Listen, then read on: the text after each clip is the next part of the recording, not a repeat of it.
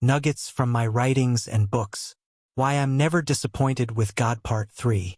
Consider the wisdom of Scripture according to James 1 verses 19 to 20.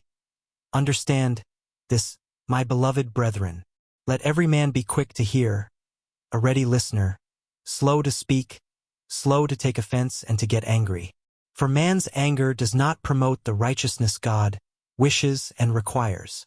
I am deeply passionate about Scripture, especially poetic books. Proverbs stand out as a source of daily wisdom and practical guidance, contrasting fools and wise individuals, as well as the wicked and the righteous. In Proverbs, fools are depicted as reckless idiots, while the wise serve as prudent guides. Wicked individuals bring destruction, whereas the wise offer constructive leadership. This narrative cautions us not to follow the ways of fools or wicked people, as doing so leads to self-destruction. Ultimately, we must each choose our path. Will we follow wisdom or folly? God dwells in eternity and does not move by time, but according to his providence of how he takes care of us in his wise counsel moves by his timeline. I am never disappointed with God because his living word, as found in Scripture, has become real and active in my daily life. The Bible teaches, the steps of a good man are directed and established by the Lord when he delights in his way, and he busies himself with his every step. Psalms 37 verse 23 AMPC. This message, along with the interpretation of other scriptural passages, highlights the concept of walking by faith and taking faith steps toward our goals. The emphasis is on delighting in the Lord. When compared to Psalm 37 verse 4 and Matthew 6 verse 33, this teaching reveals two central life objectives: godly aspirations and personal ambitions, the desires of the heart. However, reaching these goals in the Lord does not happen automatically or according to our own timetable.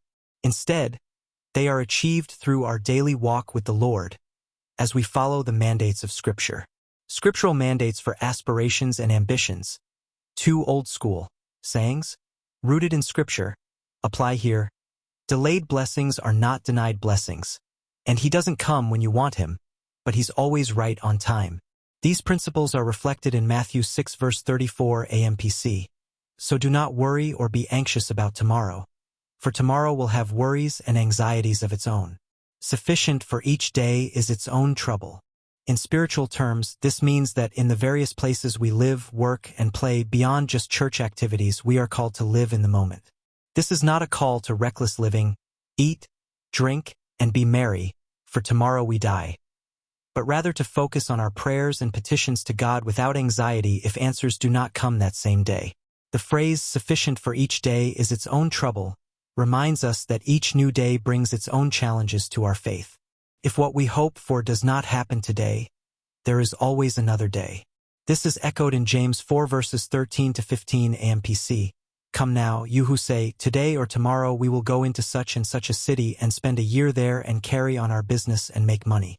Yet you do not know the least thing about what may happen tomorrow. What is the nature of your life? You are really but a wisp of vapor, a puff of smoke, a mist, that is visible for a little while and then disappears into thin air.